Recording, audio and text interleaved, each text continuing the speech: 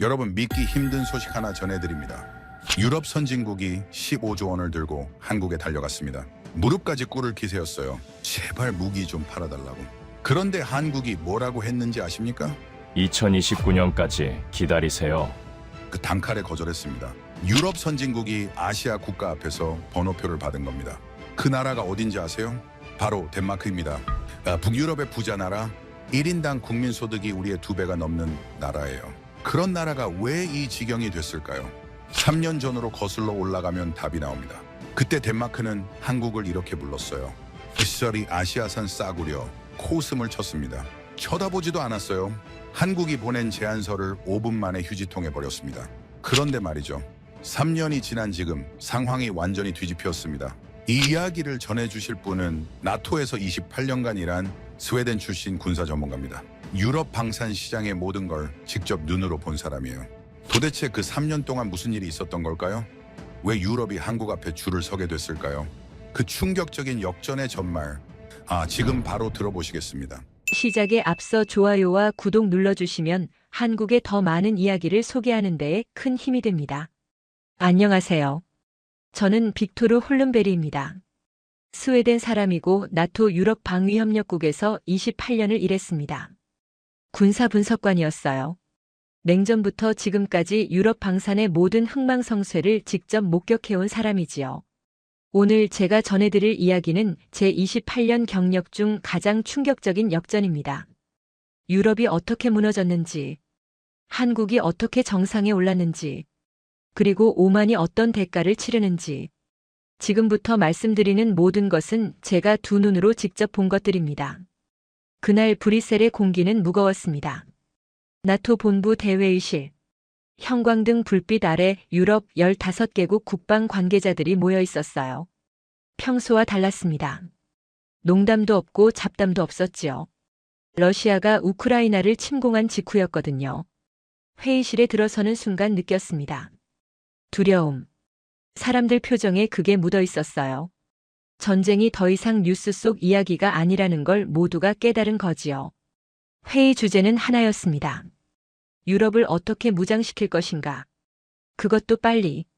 독일 대표가 먼저 일어섰습니다. 당당한 표정이었어요. 어깨를 펴고 회의실을 둘러보더군요. 자국 방산업체 라인메탈이 생산량을 늘리겠다고 했습니다. 목소리에 자신감이 넘쳤어요. 유럽은 유럽 무기로 지켜야 한다.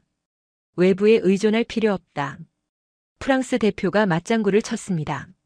자국 업체 넥스터도 풀가동에 들어간다더군요. 2년이면 상당량 공급이 가능하다고 했어요. 박수가 터졌습니다. 저도 손뼉을 쳤습니다. 유럽의 힘을 보여주자는 분위기였으니까요. 회의실 전체가 안도감에 휩싸였어요. 우리끼리 해결할 수 있다. 그런 공감대가 형성된 거지요. 그때였습니다. 폴란드 대표가 손을 들었어요. 회의실이 조용해졌습니다. 다들 의아한 표정이었지요. 분위기 좋은데 왜 끼어드나 싶은 눈치였어요. 폴란드 대표는 잠시 망설이더니 입을 열었습니다. 한국 옵션도 검토해봐야 하지 않을까요? 순간 공기가 얼어붙었습니다. 한국이라는 단어가 나오자마자 회의실 분위기가 싸늘하게 변했어요. 마치 금기어를 꺼낸 것처럼 사람들 표정이 일그러지기 시작했습니다. 침묵이 흘렀습니다. 3초, 5초. 그 짧은 시간이 영원처럼 느껴졌어요. 그리고 누군가 코웃음을 쳤습니다. 덴마크 대표였습니다. 50대 초반의 건장한 남자였어요. 그가 비웃듯 폴란드 대표를 바라봤습니다. 입꼬리가 올라가 있더군요. 조롱이 담긴 미소였습니다. 동유럽은 급하니까요. 아무거나 사려고 하잖아요. 등골이 서늘해지는 순간이었습니다. 모욕이었어요. 회의실에서 대놓고 한 나라를 깔아뭉개는 발언이었습니다. 그런데 놀라운 건 따로 있었어요. 아무도 제지하지 않았습니다. 오히려 여기저기서 웃음이 새어나왔지요. 독일 대표가 거들었습니다. 아시아 무기가 유럽 환경에서 통할 거라고 생각합니까? 우리는 실험 대상이 아닙니다. 영국 대표도 끼어들었어요. 나토의 표준은 나토 무기입니다. 아시아 물건으로 장난치지 맙시다. 장난이라니요. 저는 그 단어에 가슴이 철렁했습니다. 한 나라의 진지한 제안을 장난이라고 표현하다니. 28년간 수많은 회의에 참석했지만 이런 노골적인 무시는 처음이었어요. 폴란드 대표의 얼굴을 봤습니다. 창백해져 있더군요. 주먹을 꽉 쥐고 있었습니다. 뭔가 말하려다가 멈췄어요. 소용없다는 걸 알았던 거지요. 그는 고개를 숙였습니다. 회의는 그렇게 끝났습니다. 한국 이야기는 완전히 묻혔어요. 마치 처음부터 없었던 것처럼. 결론은 유럽 무기로 가기로 했습니다. 예상된 결과였지요. 회의가 끝나고 복도로 나왔을 때였습니다. 덴마크 대표 일행이 담소를 나누고 있더군요. 그들은 여전히 웃고 있었습니다. 목소리가 들려왔어요. 아시아산 싸구려라느니 분단국가 무기를 어떻게 믿냐느니 하는 이야기들이었지요. 저는 발걸음을 멈추고 그 모습을 지켜봤습니다. 가슴 한쪽이 불편했어요. 그들의 자신감이 어딘가 위태로워 보였거든요. 28년간 쌓아온 제 직감이 뭔가 이상하다고 속삭이고 있었습니다. 호텔로 돌아와 한국 무기를 검색해봤습니다. 놀라운 사실을 발견했어요. 터키, 인도, 노르웨이, 에스토니아가 이미 도입했더군요. 실전에서 검증된 무기였습니다. 그런데 회의실에서는 아무도 이걸 언급하지 않았어요. 왜였을까요? 답은 뻔했습니다. 아시아라는 이유만으로 쳐다보지도 않은 거예요. 유럽 최고라는 자만심이 눈을 가린 겁니다. 저는 그날 밤 수첩에 메모를 남겼습니다. 한국 자주포. 추후 관찰 필요. 그때만 해도 습관적인 기록이었어요. 이 한 줄이 얼마나 중요한 메모가 될지, 그날 웃음 짓던 사람들이 얼마나 처절한 대가를 치르게 될지, 저는 전혀 몰랐습니다. 그로부터 얼마 지나지 않아 믿기 어려운 소식이 들려왔습니다. 폴란드가 정말로 한국과 접촉을 시작했다는 거예요. 나토 회의에서 그렇게 망신을 당하고도 포기하지 않은 겁니다. 유럽 전체가 술렁였어요. 미쳤다는 반응이 대부분이었지요. 저는 폴란드 국방부에 아는 사람이 있었습니다. 군수조달국의 고위 관계자였어요. 30년 넘게 그 자리를 지킨 베테랑이었지요. 궁금함을 참을 수 없었습니다. 대체 무슨 생각인지 직접 물어보고 싶었어요. 바르샤바로 날아갔습니다. 폴란드 국방부 건물은 생각보다 소박했어요. 화려함과는 거리가 멀었습니다. 복도를 걸으며 느꼈지요. 이 나라는 허세를 부릴 여유가 없구나. 그를 만났을 때 첫인상이 강렬했습니다. 눈빛이 단단했어요. 흔들림이 없었습니다. 브뤼셀 회의에서 고개를 숙이던 그 폴란드 대표와는 완전히 다른 사람 같았지요. 그가 저를 창가로 이끌었습니다. 창밖으로 바르샤바 시내가 보였어요. 평화로운 풍경이었습니다. 하지만 그는 다른 곳을 가리켰어요. 동쪽이었습니다. 저기서 바르샤바까지 350km입니다. 러시아 국경 칼리닌그라드를 말하는 거였어요. 전차로 하루면 닿는 거리라고 했습니다. 저는 말문이 막혔어요. 지도로만 보던 숫자가 갑자기 현실로 다가왔거든요. 그가 물었습니다. 독일은 러시아와 얼마나 떨어져 있는지 아느냐고요. 프랑스는 어떠냐고요. 저는 대답하지 못했습니다. 그들에게 러시아는 뉴스 속 이야기예요. 먼 나라 얘기지요. 하지만 폴란드에게는 코앞의 현실이었습니다. 매일 밤 잠들기 전에 떠오르는 악몽 같은 존재였던 거예요. 그가 말을 이었습니다. 할아버지가 1944년 바르샤바 봉기에 참여했다고 했어요. 나치에 맞서 싸웠다더군요. 살아남은 건 기적이었다고요. 돌아가시기 전에 남긴 말씀이 있었답니다. 폴란드는 항상 강대국 사이에 끼어 있다. 우리가 약하면 짓밟힌다. 역사가 증명했다. 그 말씀이 평생 가슴에 남았다고 했어요. 저는 묵묵히 들었습니다. 반박할 수가 없었어요. 역사가 그의 편이었으니까요. 폴란드는 수백 년간 강대국들에게 짓밟혀왔습니다. 지도에서 사라졌다가 다시 나타나기를 반복한 나라였지요. 그런 나라가 안보 문제에서 남의 눈치를 볼 수 있겠습니까? 그가 책상 위에서 서류를 집어들었습니다. 한국 자주포 관련 자료였어요. 두툼한 파일이었습니다. 최소 수백 페이지는 되어 보였지요. 저는 놀랐습니다. 이 정도로 철저하게 준비했을 줄 몰랐거든요. 그가 핵심을 짚어줬습니다. 독일 자주포를 사면 4년을 기다려야 한다고 했어요. 프랑스 것은 5년이고요. 그것도 확실하지 않다더군요. 생산 라인이 이미 꽉 차 있어서 언제 받을 수 있을지 모른다는 거였습니다. 반면 한국은 계약 후 16개월 안에 첫 물량을 보내준다고 했어요. 16개월과 4년. 이 차이가 얼마나 큰지 아시겠습니까? 그가 창밖을 다시 바라봤습니다. 동쪽을요. 4년 동안 러시아가 가만히 있을 거라고 생각하십니까? 그가 조용히 물었어요. 저는 대답하지 못했습니다. 아니, 대답할 수 없었지요. 그때 저는 깨달았습니다. 브뤼셀 회의에서 서유럽 사람들이 폴란드를 비웃었던 이유를요. 그들은 급하지 않았던 거예요. 러시아가 먼 나라니까요. 전쟁이 남의 일이니까요. 그래서 여유롭게 유럽 자존심을 운운할 수 있었던 겁니다. 하지만 폴란드는 달랐습니다. 내일 당장 전쟁이 터질 수도 있는 나라였어요. 자존심 따질 여유가 없었지요. 살아남아야 했습니다. 그게 전부였어요. 그가 마지막으로 한마디를 덧붙였습니다. 우리는 급한 게 아닙니다. 현실적인 거예요. 그 말이 가슴에 깊이 박혔습니다. 저는 고개를 끄덕일 수밖에 없었어요. 28년간 유럽 방산을 분석해왔지만 이렇게 명쾌한 논리는 처음 들었거든요. 바르샤바를 떠나는 비행기 안에서 창밖을 바라봤습니다. 구름 사이로 유럽 대륙이 보였어요. 평화로워 보였지요. 하지만 그 평화 아래 균열이 시작되고 있었습니다. 저만 그걸 느끼고 있는 것 같았어요. 얼마 뒤 폴란드가 공식 발표를 했습니다. 한국과 25조 원 규모의 방산 계약을 체결했다고요. 자주포 672문, 전차 180대, 다연장 로켓 218문, 경공격기 48대, 유럽 역사상 최대 규모의 단일 방산 계약이었습니다. 유럽 전체가 발칵 뒤집혔어요. 언론들이 앞다투어 보도했습니다. 폴란드의 도박이라느니 무모한 선택이라느니 하는 기사들이 쏟아졌지요. 서유럽 국가들은 공개적으로 우려를 표명했습니다. 덴마크 대표가 또 한마디 했더군요. 동유럽은 역시 급하다고요. 그 말을 듣고 저는 씁쓸하게 웃었습니다. 아직도 모르는구나 싶었어요. 급한 게 아니라 현실적인 거라는 걸요.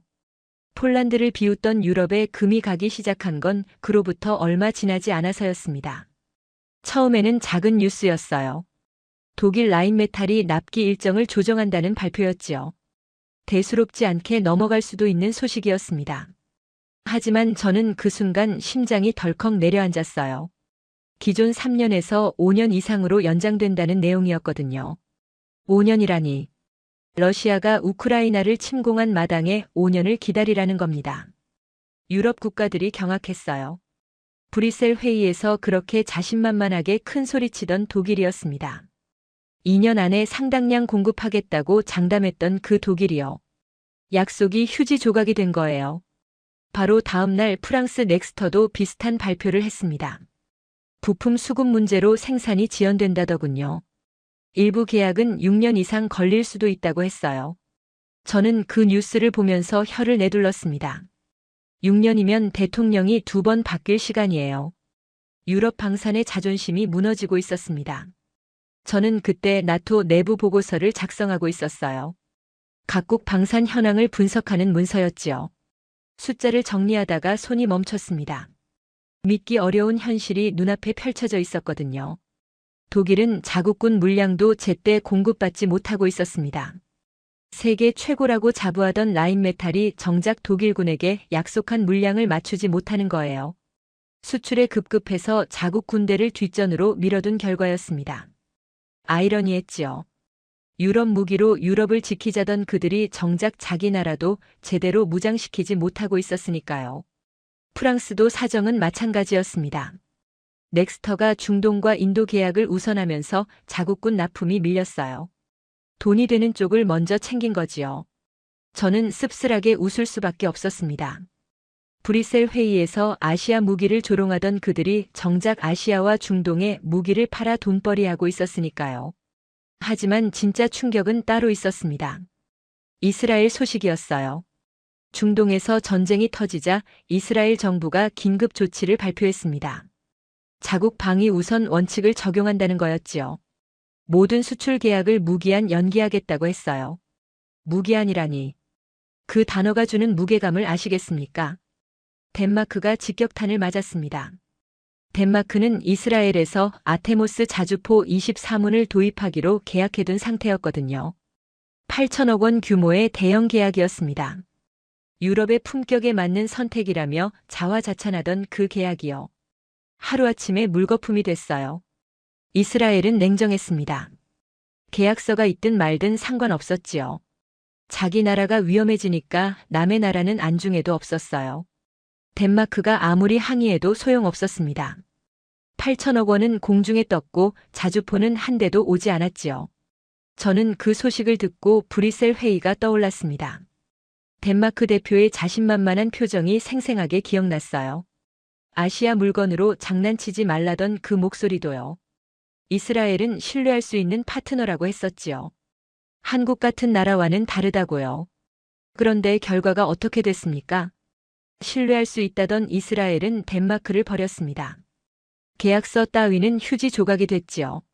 반면 한국은 묵묵히 폴란드와의 약속을 지키고 있었어요. 어느 쪽이 진짜 신뢰할 수 있는 파트너였는지 답이 나온 거예요. 상황은 더 악화됐습니다. 덴마크는 우크라이나를 지원한다며 보유 중인 세자르 자주포 19문을 전량 기증해버린 상태였거든요. 언론에서 용감한 결단이라고 박수를 보냈었지요. 나토의 모범이라는 찬사도 쏟아졌고요. 하지만 그 이면에는 치명적인 문제가 있었습니다. 덴마크 본토를 지킬 자주포가 한 문도 남지 않았다는 거예요. 이스라엘에서 새 무기가 들어올 거라고 믿었던 겁니다. 그런데 그 무기가 안 오게 됐어요. 덴마크는 알몸이 된 거나 다름없었지요. 저는 나토 내부 평가 자료를 봤습니다. 덴마크가 방어 능력 최하위 국가로 분류되어 있더군요. 바이킹의 후예라고 자부하던 나라가 스스로를 지킬 힘조차 없어진 겁니다. 굴욕적인 상황이었지요. 유럽 전체가 패닉에 빠졌습니다. 독일은 5년 기다려야 하고 프랑스는 6년이에요. 이스라엘은 아예 문을 닫아버렸지요. 무기를 구할 곳이 없었습니다. 다들 발을 동동 굴렀어요. 그때 누군가 조심스럽게 말을 꺼냈습니다. 한국은 어떻습니까? 회의장이 얼어붙었어요. 불과 얼마 전까지 아시아산 싸구려라고 비웃던 그 한국을 다시 꺼내는 거였으니까요. 하지만 아무도 비웃지 않았습니다. 웃을 수 있는 상황이 아니었거든요. 유럽의 자존심에 금이 가기 시작했습니다. 유럽이 혼란에 빠져 있을 때 폴란드에서 연락이 왔습니다. 그단스크 항구로 와달라는 거였어요. 나토 옵저버 자격으로 현장을 참관해달라고 했지요. 무엇이 도착하는지는 말하지 않았습니다. 하지만 저는 알고 있었어요. 한국에서 배가 오는 거였습니다. 새벽 비행기를 탔습니다. 그단스크 항구에 도착했을 때 해가 막 떠오르고 있었어요. 발트해의 바람이 뺨을 스쳤습니다. 쌀쌀했지요. 저는 부두에 서서 수평선을 바라봤습니다. 아직 배는 보이지 않았어요. 폴란드 군 관계자들이 이미 나와 있었습니다. 긴장한 표정이었어요. 당연하지요. 25조 원짜리 도박의 결과물이 오는 거였으니까요. 서유럽 전체가 비웃던 그 선택이 옳았는지 틀렸는지 증명되는 순간이었습니다. 1시간쯤 지났을까요? 수평선에 점 하나가 나타났습니다. 점점 커졌어요. 대형 화물선이었습니다. 저는 숨을 멈추고 지켜봤습니다. 배가 가까워지자 갑판 위에 뭔가가 보이기 시작했어요. 방수포로 덮인 거대한 물체들이었습니다. 줄지어 늘어서 있었지요. 하나, 둘, 셋. 세다가 포기했습니다. 너무 많았거든요. 저는 그 순간 가슴이 두근거렸어요. 28년간 수많은 무기인도 현장에 참석했지만 이런 규모는 처음이었습니다. 배가 접안했습니다. 하역 작업이 시작됐어요. 크레인이 움직이며 방수포 덮인 물체를 한 대씩 내려놓았습니다. 저는 가장 먼저 내려진 것에 다가갔어요. 폴란드 장교가 방수포를 걷어냈습니다. 한국산 자주포가 모습을 드러냈습니다. 검은 철갑이 아침 햇살에 반짝였어요. 새 차 냄새가 났습니다. 공장에서 막 나온 것처럼 깨끗했지요. 흠집 하나 없었어요. 저는 한 바퀴 돌며 살펴봤습니다. 완벽했습니다. 운송 중 손상 제로라고 폴란드 측 담당자가 말했어요. 대형 화물선으로 지구 반바퀴를 돌아왔는데 흠집 하나 없다니. 포장과 운송 관리가 얼마나 철저했는지 알 수 있었지요. 저는 옆에 있던 폴란드 장교에게 물었습니다. 계약 후 얼마나 걸린 거냐고요. 그가 시계를 확인하더니 대답했어요. 정확히 15개월 27일이라고요. 약속보다 3일 빨랐다고 했습니다. 저는 귀를 의심했습니다. 방산 계약에서 납기를 앞당기는 경우는 거의 없어요. 늦으면 늦었지 빠른 적은 본 적이 없었거든요. 그런데 한국은 약속보다 빨리 보낸 겁니다. 16개월 안에 보내겠다더니 정말로 지킨 거예요. 하역 작업은 하루 종일 계속됐습니다. 저는 그 자리를 떠나지 않았어요. 마지막 한 대까지 지켜봤습니다. 48문 전부 완벽한 상태였지요. 독일이 5년 기다리라고 할 때 한국은 16개월 만에 해낸 겁니다. 다음 날 시험 사격이 진행됐습니다. 폴란드 동부의 훈련장으로 이동했어요. 넓은 평야 지대였습니다. 영하의 날씨였지요. 코끝이 시려왔어요. 저는 두꺼운 코트를 껴입고 관람석에 앉았습니다. 한국산 자주포들이 일렬로 늘어섰습니다. 포신이 하늘을 향해 올라갔어요. 긴장감이 감돌았습니다. 폴란드 포병들이 처음 다루는 장비였거든요. 교육을 받긴 했지만 실전은 다르지요. 과연 제대로 작동할까? 첫 발이 발사됐습니다. 굉음이 훈련장을 뒤흔들었어요. 귀가 먹먹해졌습니다. 포탄이 날아가 멀리 있는 표적에 명중했지요. 폭발이 일어났습니다. 저는 스톱워치를 눌렀어요. 습관이었지요. 연속 발사가 이어졌습니다. 쾅쾅쾅. 일정한 간격으로 포탄이 쏟아졌어요. 저는 시간을 쟀습니다. 10초에 6발이었지요. 분당 36발 속도였습니다. 공식 사양보다 빨랐어요. 그 다음이 진짜 충격이었습니다. 이동 사격 시연이 시작됐거든요. 자주포가 달리면서 포를 쏘는 겁니다. 이건 정말 어려운 기술이에요. 대부분의 자주포는 멈춰야만 사격할 수 있거든요. 움직이면서 정확하게 맞추는 건 차원이 다른 문제입니다. 한국산 자주포가 시속 30km로 달리기 시작했습니다. 울퉁불퉁한 지형이었어요. 차체가 심하게 흔들렸지요. 그 상태에서 발사가 됐습니다. 저는 숨을 멈추고 지켜봤어요. 표적에 명중했습니다. 저는 눈을 비볐어요. 믿기 어려웠거든요. 달리면서 쐈는데 맞췄다니. 옆에 있던 독일 무관의 얼굴이 굳어지는 게 보였습니다. 그도 충격을 받은 거지요. 시험 사격이 끝나고 결과가 발표됐습니다. 명중률 98%. 극한의 추위 속에서 단 한 번의 오작동도 없었다고 했어요. 폴란드 장교가 제게 다가와 말했습니다. 독일은 아직 서류 검토 중이라면서요. 저는 웃지 않았습니다. 웃을 수가 없었어요. 눈앞에서 역사가 바뀌고 있었거든요. 아시아 무기는 유럽 환경에서 안 통한다던 그 말이 얼마나 무지했는지 증명되는 순간이었습니다. 호텔로 돌아와 보고서를 작성했습니다.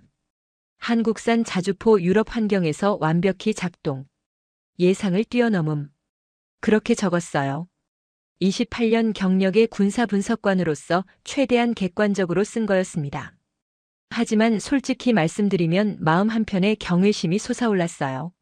무시당하던 나라가 이렇게 완벽하게 증명해내다니. 그단스크에서 돌아온 뒤 유럽 방산계가 술렁이기 시작했습니다. 폴란드가 한국 자주포를 받았다는 소식이 퍼지면서 분위기가 달라진 거예요. 처음에는 그래도 의심하는 시선이 많았지요. 실제로 써봐야 안다느니 시간이 지나면 문제가 터질 거라느니 하는 이야기들이 돌았습니다. 하지만 시험 사격 결과가 공개되면서 모든 게 뒤집혔어요. 명중률 98%. 영하의 혹한에서 단 한 번의 오작동도 없었다는 사실이 유럽 전역에 퍼졌습니다. 아시아 무기는 유럽 환경에서 안 통한다던 그 말이 완전히 틀렸다는 게 증명된 거지요. 조용하던 전화기가 울리기 시작했습니다. 노르웨이에서 먼저 연락이 왔어요. 한국 자주포에 대해 알고 싶다고 했지요. 그 다음은 에스토니아였습니다. 폴란드가 어떻게 계약했는지 물어왔어요. 핀란드도 연락했고 루마니아도 접촉해왔습니다. 저는 나토 내부에서 이 흐름을 지켜보고 있었어요. 재미있는 현상이 벌어지고 있었거든요. 공식적으로는 아무도 한국을 언급하지 않았습니다. 회의석상에서는 여전히 유럽 무기가 최고라는 말만 오갔지요. 하지만 회의가 끝나고 복도에서는 다른 이야기가 오갔어요. 한국 연락처 아느냐고 서로 물어보는 거였습니다. 얼마 뒤 정말 믿기 어려운 소식이 들려왔어요. 독일 국방장관이 폴란드에 전화를 걸었다는 겁니다. 유럽 최강의 방산 국가 독일이요. 브뤼셀 회의에서 아시아 무기를 조롱하던 바로 그 독일이 먼저 손을 내민 거예요. 저는 그 소식을 듣고 한참 동안 멍했습니다. 28년간 유럽 방산을 지켜봤지만 이런 일은 처음이었거든요. 독일이 동유럽 국가에게 배우겠다고 연락하다니. 불과 얼마 전만 해도 상상할 수 없는 일이었지요. 독일 장관이 폴란드에 물은 내용은 간단했다고 해요. 어떻게 한 거냐고요? 비결이 뭐냐고요? 한국과 어떻게 접촉했는지 알려달라고요. 자존심 강한 독일이 고개를 숙인 겁니다. 현실 앞에서 자존심은 아무 의미가 없었던 거지요. 폴란드 측 답변이 걸작이었습니다. 자존심을 버렸다고 했대요. 유럽 무기가 최고라는 자존심을 내려놓고 객관적으로 봤더니 답이 나왔다고요. 성능, 가격, 납기 3가지 모두 한국이 앞섰다고 했지요. 독일 장관이 할 말을 잃었다더군요. 저는 그 이야기를 전해 듣고 씁쓸하게 웃었습니다. 브뤼셀 회의에서 폴란드를 비웃던 그 장면이 떠올랐거든요. 동유럽은 급하니까 아무거나 산다던 그 조롱이요. 이제 그 조롱이 부메랑이 되어 돌아온 거였습니다. 독일만 그런 게 아니었어요. 프랑스도 움직이기 시작했습니다. 영국도 관심을 보였지요. 네덜란드와 체코도 한국에 문의를 넣었어요. 불과 얼마 전까지 아시아 무기라며 코웃음 치던 나라들이 줄줄이 손을 내밀기 시작한 겁니다. 유럽의 자존심이 무너지고 있었습니다. 저는 그 광경을 보면서 묘한 감정을 느꼈어요. 통쾌하진 않았습니다. 오히려 불안했지요. 유럽이 이렇게 무력하다는 게 드러나고 있었으니까요. 우리가 그동안 얼마나 허세에 취해 있었는지 적나라하게 보여주는 것 같았어요. 하지만 진짜 충격은 따로 있었습니다. 한국 측 답변이 돌아왔거든요. 유럽 각국의 문의에 대한 답변이요. 저는 나토 내부 채널을 통해 그 내용을 접했습니다. 죄송합니다. 2028년 이후에 연락주세요. 저는 그 문장을 보고 한참 동안 화면을 응시했어요. 2028년이라니. 지금 연락해도 최소 4년은 기다려야 한다는 거였습니다. 독일 라인메탈이 5년 기다리라고 했을 때 유럽이 경악했잖아요. 그런데 이제는 한국한테도 4년을 기다리라는 소리를 듣게 된 겁니다. 입장이 완전히 뒤바뀐 거였습니다. 한국 생산 라인은 이미 꽉 차 있었어요. 폴란드 물량이 있고 호주가 있고 노르웨이가 있고 에스토니아가 있었지요. 7년치 주문이 밀려 있다고 했습니다. 뒤늦게 달려와 봤자 줄 끝에 설 수밖에 없는 상황이었어요. 저는 그때 깨달았습니다. 선택에는 때가 있다는 것을요. 기회가 왔을 때 잡지 않으면 나중에 아무리 발버둥쳐도 소용없다는 것을요. 폴란드는 모두가 비웃을 때 용기 있게 손을 내밀었습니다. 그래서 맨 앞줄에 설 수 있었지요. 나머지는 뒤늦게 깨닫고 달려왔지만 이미 늦은 거였어요. 유럽 최고라던 자존심이 이렇게 처참하게 무너질 줄 누가 알았겠습니까? 유럽이 한국 앞에 줄을 서기 시작하면서 기묘한 풍경이 펼쳐졌습니다. 불과 얼마 전까지 아시아산 싸구려라며 비웃던 나라들이 이제는 제발 팔아달라고 사정하는 입장이 된 거예요. 저는 나토 본부에서 이 상황을 지켜보면서 역사의 아이러니를 느꼈습니다. 매일같이 새로운 소식이 들려왔어요. 노르웨이가 한국과 접촉했다는 뉴스가 떴습니다. 핀란드도 공식적으로 관심을 표명했지요. 루마니아는 아예 대표단을 한국에 보냈어요. 모두가 같은 말을 했습니다. 한국 무기를 사고 싶다고요. 하지만 돌아오는 대답은 한결같았습니다. 생산 라인이 꽉 찼다는 거였어요. 폴란드가 1200문을 추가 주문했고 기존 계약국들 물량도 밀려있다고 했지요. 신규 주문은 2028년 이후에나 검토할 수 있다고 했습니다. 4년을 기다리라는 소리였어요. 저는 그 상황을 보면서 입장이 완전히 뒤바뀌었다는 걸 실감했습니다. 예전에는 한국이 유럽에 와서 제발 사달라고 했거든요. 우리 무기 한번 봐달라고요. 그때 유럽은 콧방귀를 뀌었지요. 이제는 유럽이 한국에 가서 사정하고 있었습니다. 더 충격적인 건 한국의 태도였어요. 급하게 받아주지 않았습니다. 돈을 더 준다고 해도 안 된다고 했지요. 먼저 약속한 나라들이 있으니 순서를 지켜야 한다는 거였어요. 원칙을 굽히지 않았습니다. 저는 그 부분이 인상 깊었습니다. 보통 방산 업체들은 돈 앞에서 원칙을 버리거든요. 더 많이 주는 쪽으로 물량을 돌리는 게 일반적이에요. 하지만 한국은 달랐습니다. 먼저 믿어준 나라들과의 약속을 지키는 게 우선이라고 했지요. 신뢰를 판다는 말이 뭔지 알 것 같았습니다. 한국은 단순히 무기를 파는 게 아니었어요. 신뢰를 쌓고 있었던 겁니다. 폴란드가 어려울 때 손을 내밀어 준 것처럼 먼저 믿어준 나라들을 끝까지 책임지는 거였지요. 그게 장기적으로 더 큰 가치를 만든다는 걸 알고 있었던 거예요. 반면 유럽 업체들은 어땠습니까? 이스라엘은 자국 사정이 급해지니까 덴마크와의 계약을 휴지 조각으로 만들었습니다. 독일은 돈 되는 수출에 급급해서 자국군 물량도 제때 못 줬지요. 프랑스도 마찬가지였어요. 신뢰라는 건 애초에 없었던 겁니다. 나토 회의에서 분위기가 완전히 달라졌습니다. 예전에는 유럽 무기로 유럽을 지키자는 말이 당연하게 통했어요. 이제는 아무도 그런 말을 꺼내지 않았습니다. 꺼냈다가는 비웃음만 사는 분위기가 된 거지요. 대신 다른 이야기가 오갔습니다. 한국과 어떻게 관계를 개선할 수 있을까? 어떻게 하면 줄을 앞당길 수 있을까? 이런 논의가 진지하게 이루어졌어요. 불과 얼마 전만 해도 상상할 수 없는 광경이었지요. 저는 회의석상에서 한 가지 제안을 했습니다. 한국을 전략적 파트너로 공식 인정해야 한다고요. 더 이상 아시아의 작은 나라로 볼 게 아니라 나토의 핵심 협력 대상으로 대우해야 한다고 했지요. 예전 같았으면 비웃음을 샀을 겁니다. 하지만 아무도 반대하지 않았어요. 오히려 고개를 끄덕이는 사람들이 많았지요. 현실이 바뀌면 인식도 바뀌는 법입니다. 유럽은 이제 한국을 무시할 수 없게 됐어요. 그런데 한 나라만 조용했습니다.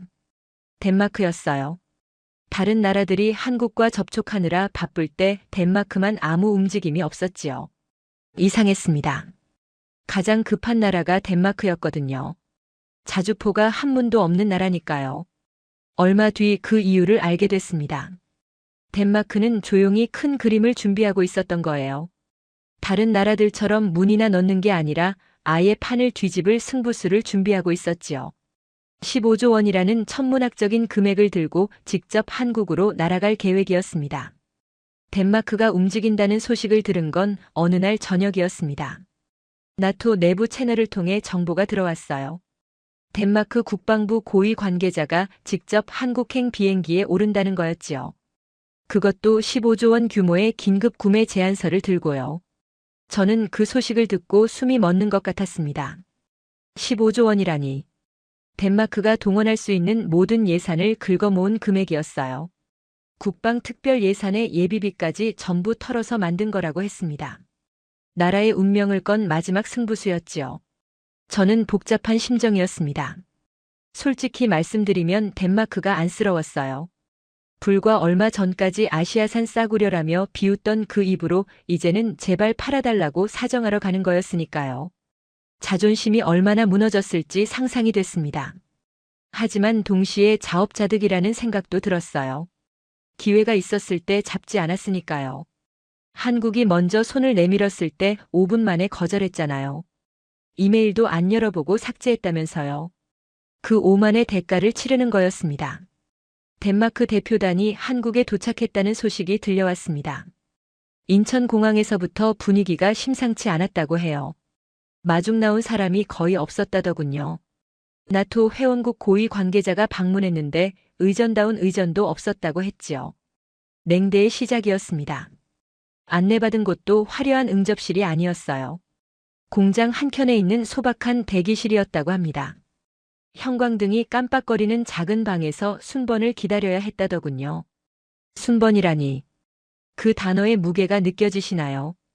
유럽 선진국 고위 관계자가 번호표를 뽑고 기다리는 신세가 된 겁니다. 같은 시각 옆 건물에서는 폴란드 대표단이 성대한 환영을 받고 있었다고 해요. 붉은 카펫에 카메라 플래시까지 터지는 국빈급 대우였지요. 덴마크는 그 광경을 지켜봐야 했습니다. 몇 시간을 기다린 끝에 겨우 회의실에 들어갔다고 해요. 한국 측 담당자가 나왔지요. 덴마크 대표가 15조 원 제안서를 내밀었습니다. 어떤 조건이든 들어줄 테니 제발 무기를 달라고 했어요. 돌아온 대답은 짧았습니다. 먼저 약속한 나라들이 있다고요. 폴란드가 있고 호주가 있고 노르웨이가 있다고요. 순서를 건너뛸 수는 없다고 했지요. 돈의 문제가 아니라 신뢰의 문제라고 했습니다. 신뢰라는 단어가 덴마크 대표의 가슴에 비수처럼 꽂혔을 겁니다. 그들이 한국의 신뢰를 저버린 건 불과 얼마 전이었으니까요. 아시아산 싸구려라고 비웃고 이메일도 안 열어보고 삭제했잖아요. 그게 이제 돌아온 거였습니다. 덴마크 대표가 매달렸다고 해요. 15조 원이 아니라 더 드리겠다고요. 원하시는 금액을 말씀하시라고요. 기존 계약국들에게 보상금을 주고 우리를 먼저 넣어달라고요. 한국 측 답변이 단호했습니다. 저희는 신뢰를 팝니다. 돈 때문에 기존 고객을 배신하는 순간 저희 가치는 없어집니다. 협상은 그렇게 끝났습니다. 덴마크가 들고 간 건 15조 원짜리 제안서였어요. 가져온 건 아무것도 없었지요. 오히려 2029년 이후에나 검토 가능하다는 답변만 받았습니다. 4년을 기다리라는 소리였어요. 저는 그 소식을 듣고 한참 동안 생각에 잠겼습니다. 15조 원으로도 살 수 없는 것이 있었어요. 바로 신뢰였습니다. 한번 잃어버린 신뢰는 돈으로 다시 살 수 없다는 걸 덴마크가 처절하게 깨달은 거지요. 덴마크 대표단이 공항으로 향할 때 하늘이 흐렸다고 합니다. 비가 내리기 시작했대요. 마치 덴마크의 처지를 보여주는 것 같았다고 누군가 말하더군요. 저는 그 말을 듣고 씁쓸하게 웃었습니다. 하늘도 무심하지 않구나 싶었어요. 그리고 바로 그날 충격적인 뉴스가 터졌습니다. 같은 시각 폴란드가 한국과 55조 원 규모의 추가 계약을 체결했다는 거였어요. 덴마크가 15조 원을 들고 가서 문전박대 당할 때 폴란드는 그 몇 배가 넘는 계약에 사인하고 있었던 겁니다. 이것이 신뢰의 차이였습니다. 덴마크가 빈손으로 돌아온 뒤 나토의 긴급 회의가 소집됐습니다. 15개국 대표들이 브뤼셀에 모였어요. 분위기가 무거웠지요. 모두의 얼굴에 충격과 당혹감이 어려 있었습니다. 유럽 선진국이 15조 원을 들고 가서 거절당하다니. 상상도 못했던 일이 현실이 된 거였어요. 저는 그 회의에서 발언을 요청받았습니다. 28년간 유럽 방산을 분석해온 전문가로서 의견을 달라고 했지요. 저는 자리에서 일어났습니다. 회의장을 둘러봤어요. 얼마 전까지 한국을 비웃던 사람들이 앉아 있었습니다. 저는 솔직하게 말했습니다. 우리가 틀렸다고요. 한국을 무시한 게 실수였다고요.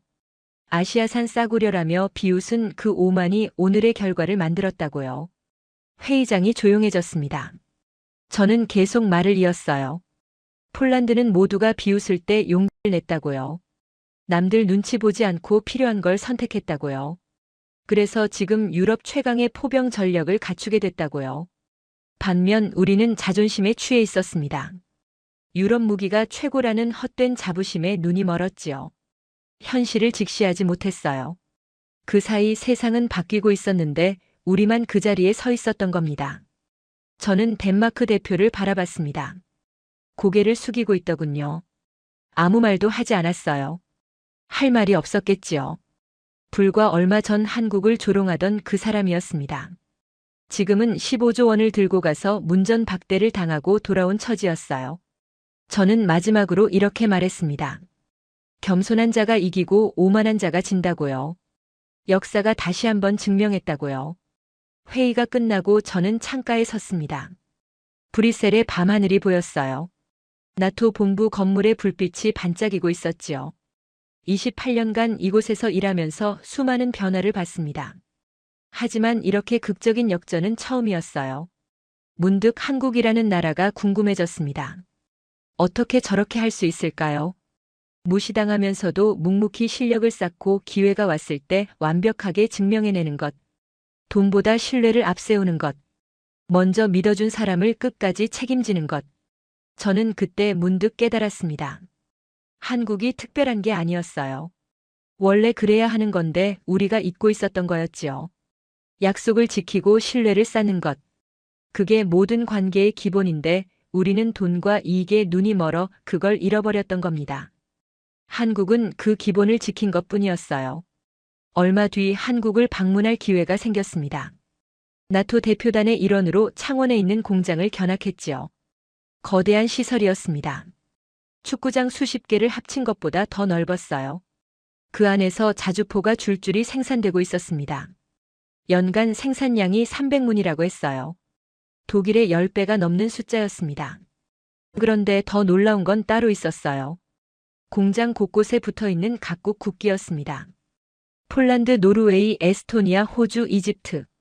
세계 각국이 줄을 서서 기다리고 있었지요. 저는 한국 담당자에게 물었습니다. 왜 돈보다 신뢰를 앞세우느냐고요? 더 많이 주는 쪽에 먼저 팔면 이익이 더 크지 않느냐고요. 그가 웃으며 대답했습니다. 단기적으로는 그렇다고요. 하지만 장기적으로는 아니라고요. 신뢰를 쌓으면 고객이 떠나지 않는다고요. 그게 진짜 이익이라고요. 저는 그 말을 가슴에 새겼습니다. 공항으로 향하는 차 안에서 창밖을 바라봤어요. 한국의 풍경이 스쳐 지나갔습니다. 깔끔한 도로와 높은 빌딩들이 보였지요. 이 나라가 70년 전에는 전쟁으로 폐허가 됐었다는 게 믿기지 않았어요. 그들은 무너져도 다시 일어났습니다. 무시당해도 포기하지 않았지요. 묵묵히 실력을 쌓아서 결국 정상에 올랐어요. 그리고 정상에 선 지금도 겸손함을 잃지 않았습니다. 먼저 믿어준 사람을 끝까지 책임지는 것. 그게 한국이었어요. 저는 28년간 유럽 방산을 분석해왔습니다. 수많은 나라의 흥망성쇠를 봤지요. 하지만 한국처럼 극적인 역전을 이룬 나라는 본 적이 없어요. 무시당하던 위치에서 정상으로 올라선 것. 그것도 정정당당하게요. 오만한 자는 무너지고 겸손한 자는 올라섭니다. 역사가 다시 한번 증명했어요. 저는 그 역사의 현장에 있었습니다. 그리고 이 이야기를 여러분께 전해드리는 것. 그게 제가 할 수 있는 일이라고 생각했습니다. 무시당한 자가 더 강해집니다. 무너진 자가 더 단단해지지요. 한국이 그걸 보여줬어요. 이 이야기가 여러분의 가슴에도 남기를 바랍니다. 오늘 사연은 여기까지입니다. 한국 비웃던 덴마크 15조 들고 가서 거절당한 스토리 어떠셨나요? 사연의 주인공에게 응원의 댓글을 남겨주세요. 지금까지 감동정거장에서 사연 전해드렸습니다. 사연이 마음에 드셨다면 좋아요와 구독 부탁드립니다. 시청해주셔서 감사합니다.